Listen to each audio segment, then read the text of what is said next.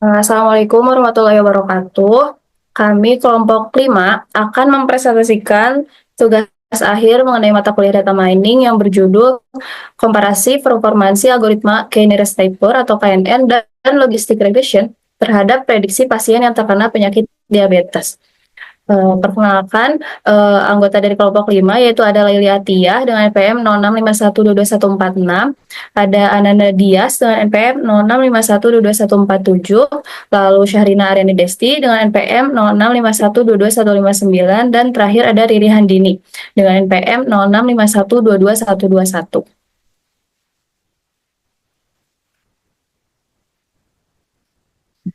Berikut ini ada konten atau topik utama yang akan kita bahas mengenai tugasnya. Yang pertama itu ada tujuan analisis, yang kedua ada deskripsi data, yang ketiga ada langkah kerjanya, yang keempat ada hasil analisis, yang kelima ada kesimpulan.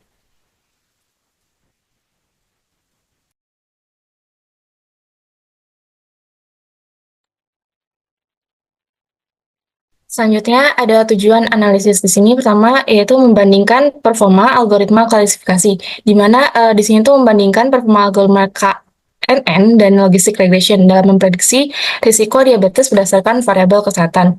Lalu kedua di sini mengukur efektivitas model dengan metode evaluasi. Di sini mengetahui nilai evaluasi untuk kedua algoritma sehingga dapat memberikan gambaran yang jelas tentang efektivitasnya masing-masing dalam menangani dataset diabetes. Lalu di sini yang ketiga ada mengidentifikasi algoritma yang optimal. Di sini menentukan algoritma terbaik untuk dataset. Ini berdasarkan akurasi, efisiensi, dan keandalan dalam sistem prediksi kesehatan.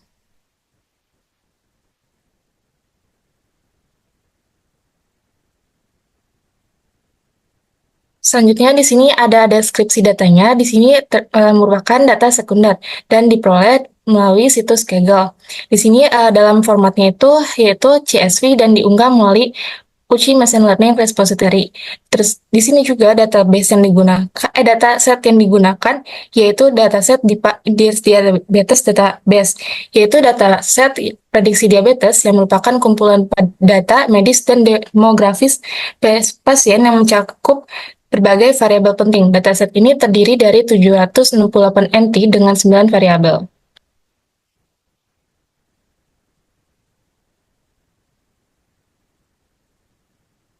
Selanjutnya di sini ada langkah kerjanya. Yang pertama yaitu pengumpulan data, kedua ada pemahaman data, yang ketiga ada processing data, keempat ada pemodelan, kelima ada evaluasi model, yang keenam ada perbandingan performasi algoritma.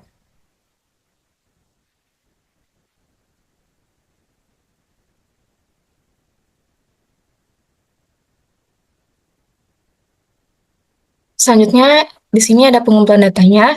Dataset yang digunakan adalah PIMA IDS Diabetes Database.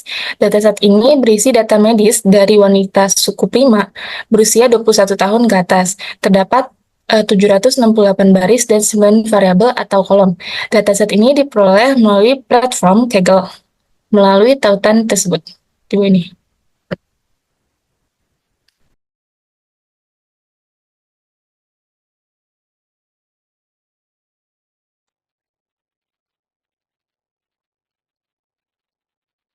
Tahap selanjutnya yaitu tahap pemahaman data. Di sini langkah pertama pada tahap pemahaman data itu adalah melakukan import library-library yang diperlukan dalam pemrosesan data.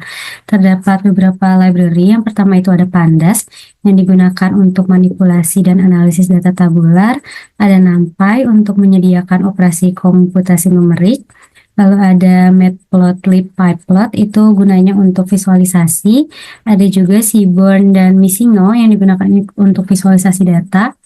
Lalu ada standar scalar dari sklearn preprocessing yang gunanya itu nanti untuk melakukan normalisasi data dengan mengubah skala fitur sehingga memiliki rata-rata 0 dan deviasi standarnya itu 1. Gunanya nanti untuk meningkatkan performa KNN dan juga logistic regression. Lalu ada accuracy score untuk mengukur tingkat akurasi model, ada confusion matrix untuk membuat confusion matrix, lalu ada K-neighbor classifier, gunanya nanti akan digunakan untuk implementasi algoritma KNN, Lalu ada logistic regression untuk implementasi logistic regression dan ada warnings. Gunanya untuk menonaktifkan peringatan atau warning yang tidak penting sehingga nantinya output dapat lebih bersih dan mudah untuk dibaca.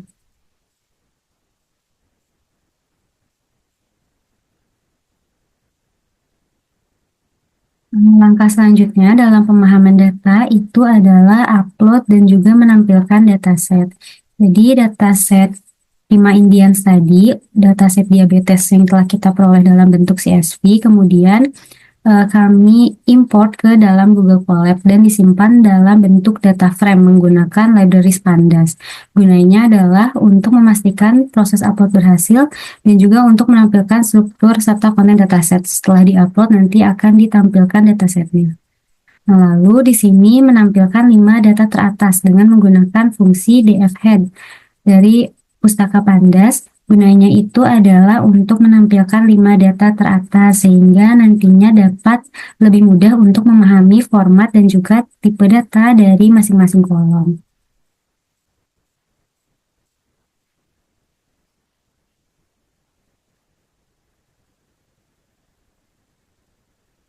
Setelah datasetnya diupload ke dalam Google Colab, langkah selanjutnya itu adalah menampilkan jumlah baris dan kolom dengan menggunakan df shape. Nah, jadinya dapat diketahui bahwa dataset yang kami gunakan itu terdiri dari 768 baris dan 9 kolom. Setelah itu dilakukan penampilan informasi dari data frame-nya. Jadi gunanya itu adalah untuk mengetahui tipe data dari setiap variabel atau kolom dalam dataset yang kami gunakan. Di sini untuk menampilkan informasi data frame digunakan fungsi info dari Pustaka Pandas. Sehingga nantinya dapat diketahui ringkasan informasi dari data frame yang kami gunakan, termasuk jumlah entry, tipe data, dan jumlah nilai non-nol di setiap kolomnya. Dapat dilihat bahwa terdapat 9 kolom yang masing-masingnya itu terdiri dari 768 data. Dapat juga diketahui tipe data dari masing-masing kolomnya, yaitu integer dan float.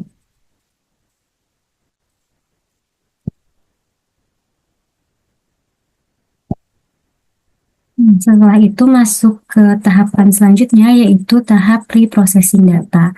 Pada tahap pre-processing data ini, langkah pertama yang dilakukan itu adalah memeriksa missing value atau nilai nol dari data frame yang atau dataset yang kami gunakan. Nah, di sini untuk mengetahui jumlah nilai nol atau nilai yang hilang itu dilakukan dengan menggunakan fungsi df is null sum dari Pustaka Pandas sehingga dapat diketahui jumlah nilai yang hilang di setiap kolom pada data frame-nya. Dapat dilihat bahwa hasilnya itu adalah 0. Tidak terdapat missing value pada setiap kolomnya. Dilakukan juga visualisasi missing value dengan menggunakan Pustaka Missing No, sehingga dapat dilihat jumlah data yang tersedia dan data yang hilang di setiap kolomnya. Dapat diketahui bahwa tidak terdapat missing value pada setiap kolom, sehingga tidak perlu dilakukan penanganan missing value.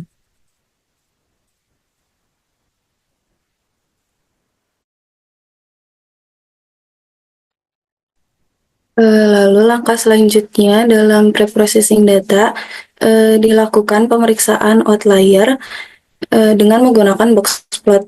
Jadi karena kehadiran outlier ini akan mempengaruhi hasil analisis dan performa model nanti. Untuk memeriksa outlier menggunakan pustaka Seaborn dan juga Matplotlib untuk membuat boxplot setiap kolom numerik dalam dataset. Sehingga didapatkan visualisasi dari boxplot untuk outlier itu dalam kolom pregnancies ada beberapa titik data yang di atas nilai 10. Dalam kolom glukos mendekati 0, kolom blood pressure beberapa outlier nilainya itu mendekati 0, skin thickness nilainya itu lebih tinggi dari kebanyakan data, lalu kolom insulin memiliki nilai yang sangat tinggi. Ini menunjukkan variasi besar dalam data ini. Lalu kolom BMI, nilai tingginya itu ada di atas 50, menunjukkan obesitas ekstrim. Lalu kolom diabetes pedigree function, nilainya itu lebih tinggi dari rata-rata. Lalu kolom age memiliki beberapa titik data pasien dengan usia yang lebih tua, itu sekitar 70 sampai 80 tahun.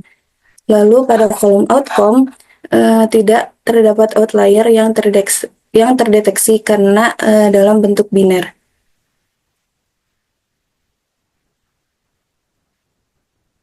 Lalu setelah memeriksa nilai outlier, dilakukan penanganan outlier pada kolom-kolom yang di dalamnya terdapat outlier seperti kolom pregnancies, glucose, blood pressure, skin thickness, insulin, BMI, diabetes pedigree function, dan juga age. Untuk menangani outlier ini dilakukan dengan mengganti nilai outlier menggunakan batas bawah atau lower limit dengan perhitungan Q1 atau persentil ke-25 dikurang dengan 1,5 dan dikali dengan IQR atau batas atas atau upper limit itu dilakukan perhitungan dengan menggunakan Q3 atau persentil ke-75 ditambah 1,5 dikali IQR, di mana IQR ini dihitung berdasarkan Q3 dikurang dengan Q1. Jadi nanti nilai outlier yang ada itu nilai outlier yang lebih kecil dari batas bawah akan diganti dengan nilai batas bawah, sedangkan nilai outlier yang lebih besar dari batas atas akan diganti dengan nilai batas atas.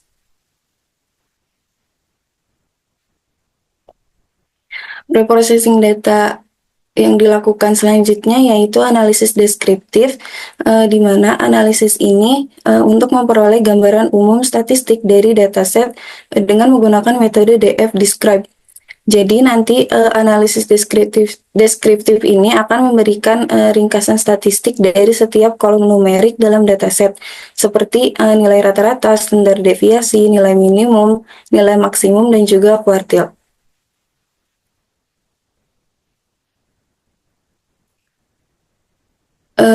Preprocessing data yang selanjutnya dilakukan yaitu menentukan variabel dependen dan juga variabel independen dengan memisahkan dataset ke dalam dua bagian utama, di mana variabel independen atau prediktor itu untuk memprediksi variabel dependen, sedangkan variabel dependen atau target itu yang ingin diprediksi oleh model, di mana variabel independen ini berisi kolom pregnancies, glucose, blood pressure, skin thickness, insulin, BMI, diabetes pedigree function, dan juga age. Sedangkan untuk variabel dependen ini berisi kolom outcome.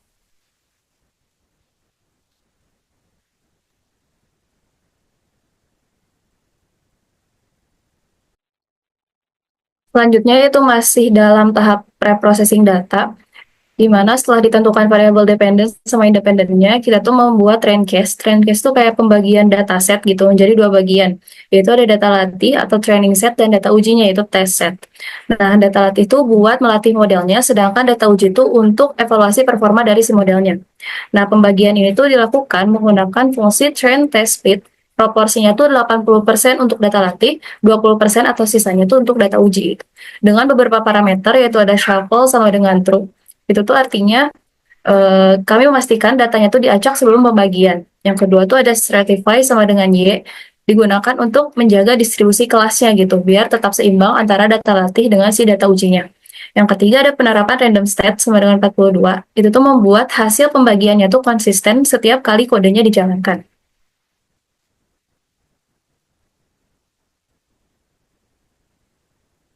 Selanjutnya yaitu ada normalisasi data, di mana menormalisasi data fitur ini tuh menggunakan metode standard scalar agar semua variabelnya tuh memiliki skala yang seragam, yang sama gitu.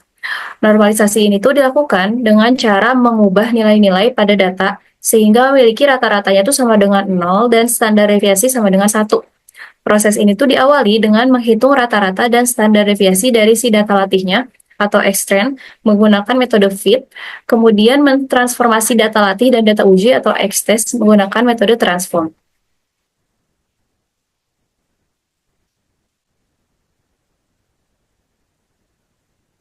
Nah, setelah trend test speed, maka kita melakukan pemodelan untuk kedua algoritmanya, yaitu pemodelan algoritma KNN. Yang pertama tuh ada tahap inisialisasi dan latih model. Nah, kita dalam tahap inisialisasi dan latih model itu membangun dan melatih model KNN untuk melakukan klasifikasi. Yang kedua ada inisialisasi model KNN menggunakan parameter K sama dengan 5. Jadi mempertimbangkan 5 tetangga terdekat untuk menentukan kelas suatu data. Jadi kita menggunakan 5 ini tuh sesuai dengan defaultnya gitu. Tetangga terdekatnya itu sama dengan 5. Lalu ada model dilatih menggunakan data latih yaitu Xtrain dan YTrain dengan metode fit. Yang kedua ada prediksi data latih dan data uji dari si algoritma KNN-nya. Jadi ada 2 tahap. Yang pertama tuh memprediksi terhadap data latih atau Xtrain dan menyimpan hasil prediksinya tuh ke si dalam YTrain-Pren. Nah, ini tuh untuk apa? Ini tuh untuk evaluasi performa model pada data yang digunakan untuk pelatihan. Nah, sebaliknya ada kita memprediksi terhadap data ujinya atau X-test dan menyimpan hasil prediksinya tuh ke dalam Y-test-Pren. Ini tuh untuk evaluasi performa model pada data yang belum pernah dilihat sebelumnya.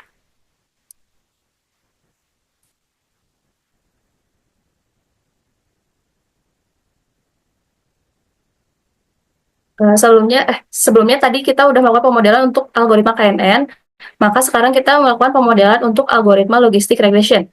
Nah, yang pertama tuh kita buat objek modelnya terlebih dahulu dengan beberapa parameter. Yang pertama tuh ada C sama dengan 1. Itu mengenai kekuatan regularisasinya. Jadi nilai lebih besar dari 1 tuh dapat mengurangi regularisasi. Sementara nilai lebih kecil akan memperkuat regularisasi. Lalu ada penalti L2. Jadi itu tuh salah satu jenis regularisasi. Kita memerlukan L2 regularisasi. Ini tuh untuk membantu mencegah model menjadi terlalu sensitif gitu. Terus ada yang namanya solver leap linear. Ini tuh algoritma optimasi yang cocok untuk dataset kecil hingga sedang. Tadi kan kita punya 736 record gitu. Lalu ada max iterasi atau max iteration, ini tuh jumlah iterasinya maksimum 200. Jadi selama proses pelatihan untuk konvergensinya, yaitu proses di mana algoritma itu mencapai solusi stabil. Nah, setelah objek modelnya dibuat, lalu kita melatih si modelnya. Nah, pelatihan itu menggunakan data latih, yaitu Xtrain dan YTrain. Jadi mengajarkan model tuh mengenali pola dan hubungan antar fiturnya gitu. Yang kedua, kita membangun modelnya. Jadi setelah melatih, maka kita membangun modelnya yang dapat memprediksi kelas dengan akurasi tinggi berdasarkan data yang telah dipelajari.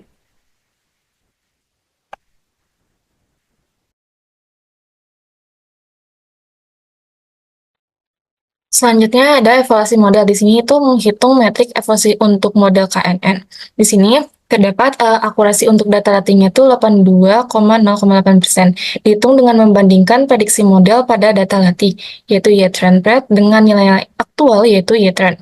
Lalu di sini ada akurasi untuk data ujinya tuh 70,78%, dihitung dengan cara yang sama, yakni membandingkan prediksi model pada data uji Y-test-Pred dengan nilai aktual Y-test. Di sini memberikan gambaran tentang seberapa baik model KNN dapat mengklasifikasi data.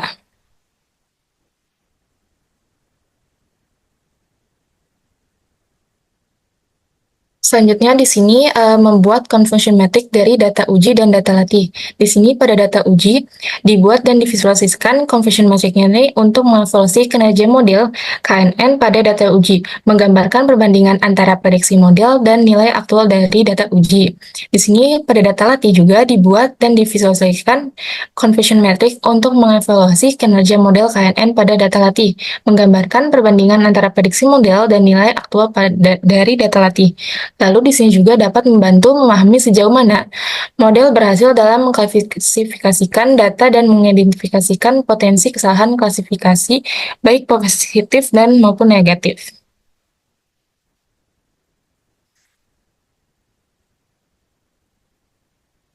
Selanjutnya dilakukan classification report.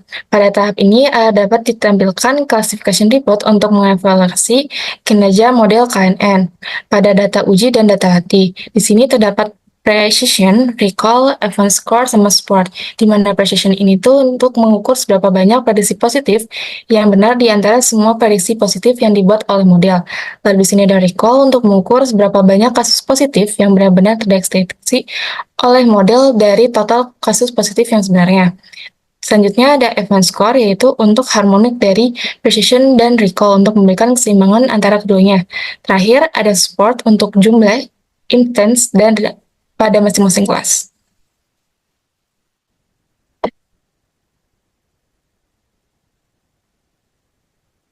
Selanjutnya, menghitung metrik evaluasi untuk model logistic regression. Di sini terdapat akurasi skor untuk perhitungan akurasi untuk memberikan gambaran seberapa sering model membuat prediksi yang benar. Lalu di sini ada classification report untuk menyajikan metrik seperti precision, recall, dan F1 score untuk setiap kelas non-diabetik dan diabetik. Lalu di sini terdapat confusion metric divisualisasikan menggunakan heat map untuk menunjukkan distribusi benar atau salahnya. Lalu proses-proses ini dilakukan dengan memanggil predict and plot, yaitu untuk log reg, xtrend, ytrend, sama trend, untuk mengevaluasi performa model pada data yang digunakan untuk pelatih. Lalu predict and plot untuk log, x-test, y-test, sama test untuk melihat seberapa baik model dapat menggeneralisasi pada data yang belum pernah dilihat sebelumnya.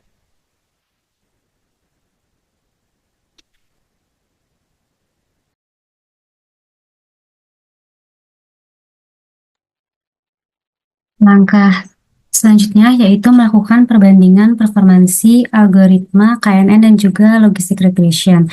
Jadi setelah melakukan pemodelan dan juga evaluasi tadi, perbandingan performansi ini akan dilakukan berdasarkan metrik-metrik evaluasi yang tadi telah dibuat, yaitu berdasarkan metrik evaluasi akurasi, precision, recall, F1 score, dan juga confusion matrix pada data uji dan juga data latih. Nah, akurasi itu digunakan untuk apa? Jadi, tingkat akurasi ini akan dibandingkan untuk mengetahui seberapa sering model membuat prediksi yang benar. Lalu, confusion matrix digunakan untuk memberikan gambaran tentang jumlah true positif, true negatif, false positif, dan juga false negatif untuk masing-masing model.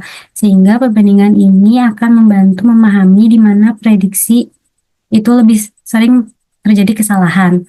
Lalu yang selanjutnya itu adalah metrik evaluasi precision, recall, dan F1 score, di mana precision ini digunakan untuk mengukur seberapa akurat prediksi positif, recall untuk mengukur seberapa baik model mendeteksi kasus positif sebenarnya, lalu F1 score ini untuk memberikan keseimbangan antara precision dan recall.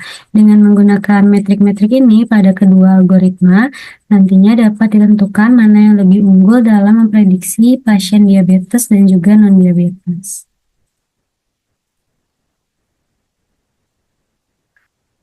Nah, untuk hasil dan pembahasannya itu adalah untuk menggambarkan hasil perbandingan berdasarkan metrik-metrik evaluasi, yaitu akurasi, precision, recall, F1 score, dan confusion matrix pada setiap algoritma, yaitu KNN dan juga logistic regression.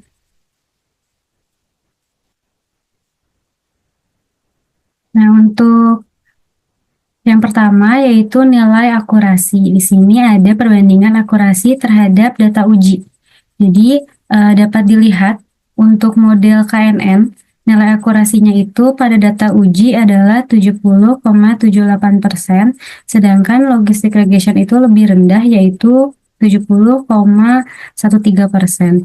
Nah, di sini dapat dilihat bahwa terdapat perbedaan kecil dalam nilai akurasinya, sehingga menunjukkan bahwa kedua algoritma ini memiliki tingkat kesalahan yang hampir sama, di mana KNN ini menunjukkan sedikit keunggulan dalam menangkap pola-pola relevan pada data uji.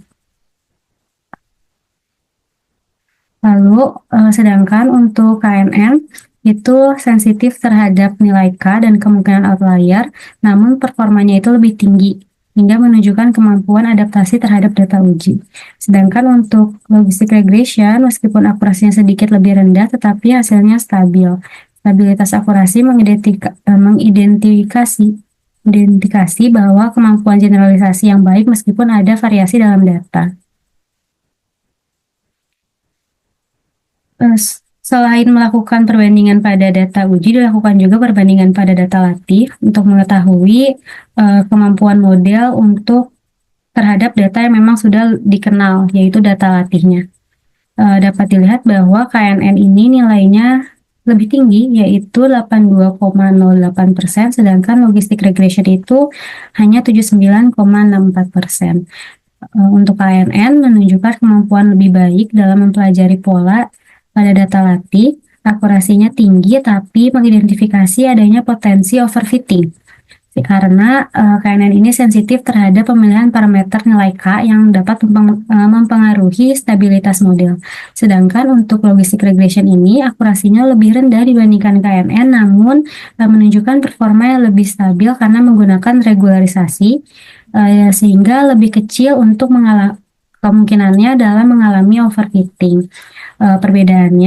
Perbedaan akurasi antara kedua model ini tidak terlalu signifikan, namun untuk KNN ini lebih baik dalam mempelajari data latih, namun sensitif terhadap noise dan juga parameter. Sedangkan untuk logistic regression lebih baik dalam menjaga akurasi dan memiliki kemampuan generalisasi.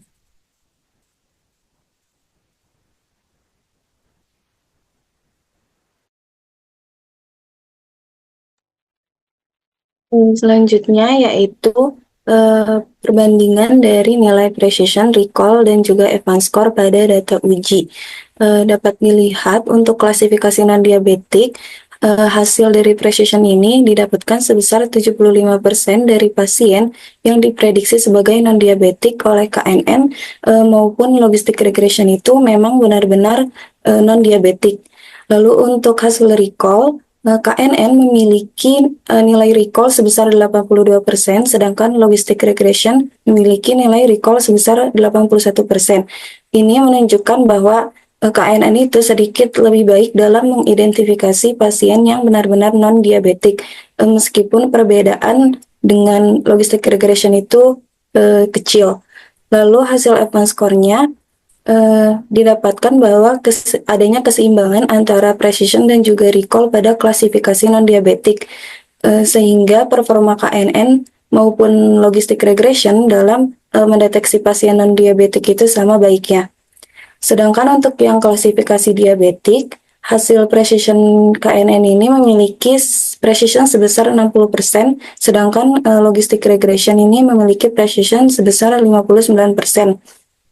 Sehingga prediksi pasien diabetik ada sekitar 60% untuk KNN dan 50% untuk logistic regression ini diprediksi dengan benar.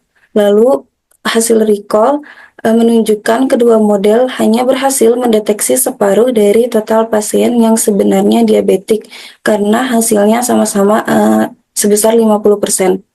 Lalu hasil advanced score untuk nilai KNN itu sebesar 55%, sedangkan untuk logistic regression itu sebesar 54%.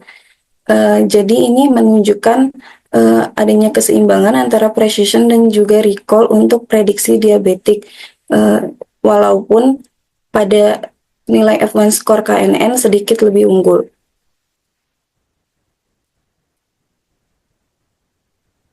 Selanjutnya, nilai untuk precision, recall, dan juga advanced score untuk data latih, di mana pada klasifikasi non-diabetik ini precision KNN memiliki nilai sebesar 83%, sedangkan logistic regression memiliki nilai sebesar 81%, sehingga KNN menunjukkan sedikit lebih baik dalam memprediksi pasien yang non-diabetik dibandingkan dengan logistic regression. Lalu untuk hasil recall-nya KNN sebesar 91%, sedangkan logistic regression sebesar 90%. Ini juga menunjukkan bahwa KNN lebih baik dalam mengidentifikasi pasien yang benar-benar non-diabetik. Lalu untuk hasil advanced score, KNN sebesar 87%, sedangkan logistic regression sebesar 85%. Hal ini mencerminkan adanya keseimbangan antara precision dan juga recall. Namun KNN ini menunjukkan lebih baik mendeteksi pasien non-diabetik dibandingkan dengan logistic regression. Selanjutnya untuk klasifikasi diabetik, precision ini untuk KNN memprediksi pasien sebagai diabetik mendapatkan 80% dari prediksi tersebut benar, sedangkan untuk logistic regression hanya sebesar 76%. Lalu untuk hasil recall-nya, KNN memiliki nilai recall sebesar 65%, sedangkan logistic regression memiliki nilai recall sebesar 61%, sehingga dapat dilihat bahwa KNN lebih baik mendeteksi pasien yang benar-benar diabetik dibandingkan dengan logistik regression. Lalu untuk nilai F1 score, untuk KNN ini didapatkan sebesar 72%, sedangkan untuk logistik regression 68%. Hal ini menunjukkan keseimbangan antara precision dan juga recall. Namun KNN menunjukkan hasil yang lebih baik dalam mendeteksi pasien diabetik.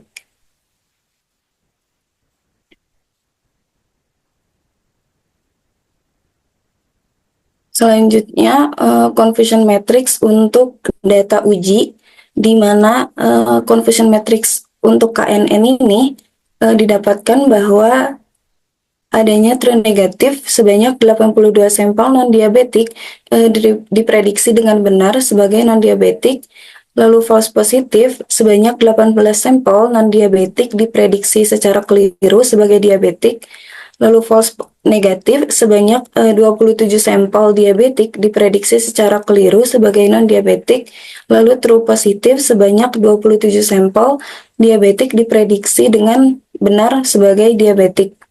Jadi dapat dilihat bahwa kelebihan dari KNN ini mampu memprediksi sebagian besar pasien non-diabetik dengan baik, dibuktikan dengan tingginya nilai true negatif, yaitu sebesar 82 sampel. Sedangkan untuk kelemahannya itu kurang mampu mendeteksi pasien diabetik, terbukti dari tingginya jumlah nilai false negatif sebanyak 27 sampel pasien diabetik yang tidak terdeteksi oleh model. Lalu untuk confusion matrix algoritma logistik regression, didapatkan bahwa true negatif sebanyak 81 sampel non-diabetik diprediksi dengan benar sebagai non-diabetik, lalu false positif sebanyak 19 sampel non-diabetik diprediksi secara keliru sebagai diabetik, lalu false negatif sebanyak 27 sampel diabetik diprediksi secara keliru sebagai non-diabetik, lalu true positif sebanyak 27 sampel diabetik diprediksi dengan benar sebagai diabetik. Jadi untuk kelebihannya dari logistik regression ini mampu memprediksi kelas non-diabetik dengan cukup baik, dibuktikan dengan tingginya nilai true negatif yaitu sebesar 81 sampel. Namun nilai ini masih lebih rendah dibandingkan dengan KNN.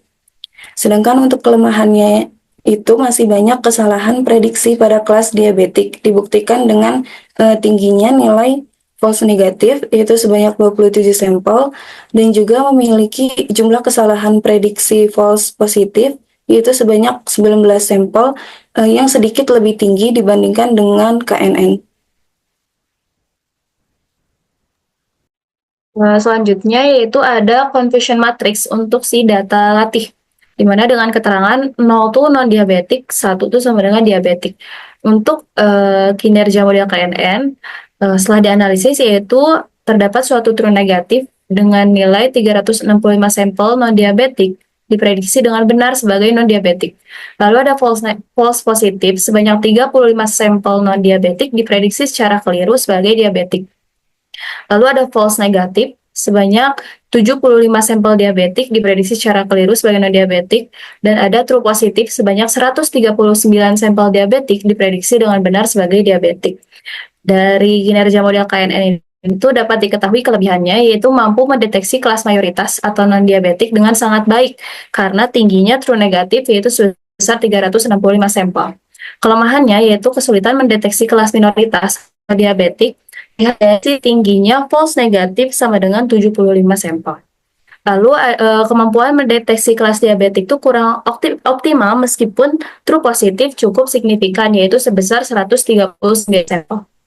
Dari pemodelan yang kedua yaitu logistic regression, setelah dianalisis kinerjanya terdapat suatu true negatif sebanyak 359 sampel non-diabetik diprediksi dengan benar sebagai non-diabetik. Lalu ada false positif sebanyak 41 sampel non-diabetik diprediksi secara keliru sebagai diabetik. Ada false negatif sebanyak 84 sampel diabetik diprediksi secara keliru sebagai non-diabetik. Lalu terakhir ada true positif sebanyak 130 sampel diabetik diprediksi dengan benar sebagai diabetik. Dari analisis yang dilakukan, terdapat suatu kelebihan dari model logistic regression, yaitu mampu mendeteksi kelas mayoritas atau non-diabetik dengan baik. Terlihat dari si tingginya true negatif yang bernilai 359 sampel, namun masih lebih rendah dibandingkan dengan KNN. Nah, kelemahannya yaitu kesulitan mendeteksi kelas minoritas atau diabetik terlihat dari tingginya false negatif yaitu berjumlah 84 sampel. Jumlah kesalahan prediksi false positif yaitu 41 lebih tinggi dibandingkan dengan model KNN.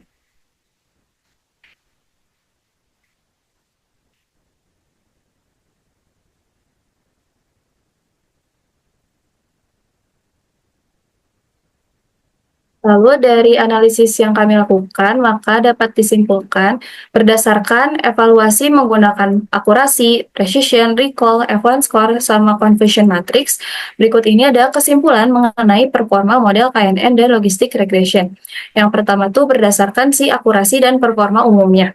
KNN tuh memiliki akurasi lebih tinggi pada data latih dan data uji, menunjukkan kemampuan yang baik dalam mengenali pola data. Yang kedua itu ada logistic regression, memiliki akurasi sedikit lebih rendah tetapi lebih stabil dan dapat menangani ketidakseimbangan kelas dengan lebih baik. Berdasarkan yang kedua yaitu masalah overfitting.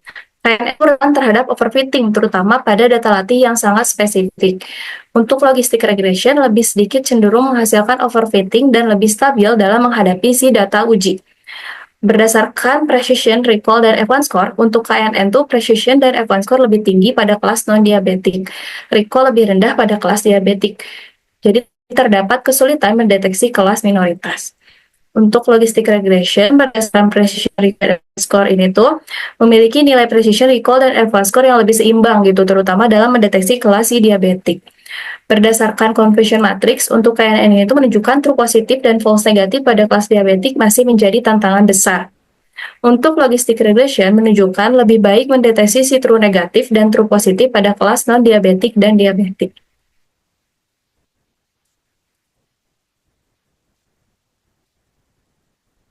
Berdasarkan analisis dan kesimpulan dari beberapa performa atau beberapa metrik, maka terdapat suatu kesimpulan akhir yang didapat secara keseluruhan. Logistic regression itu lebih baik dalam hal stabilitas dan generalisasi. Sementara kalau misalkan KNN itu efektif dalam akurasinya, tapi harus diperhatikan potensi overfitting. Pilihan model ini tuh bergantung pada tujuan dan keseimbangan antara akurasi dan kemampuan generalisasinya.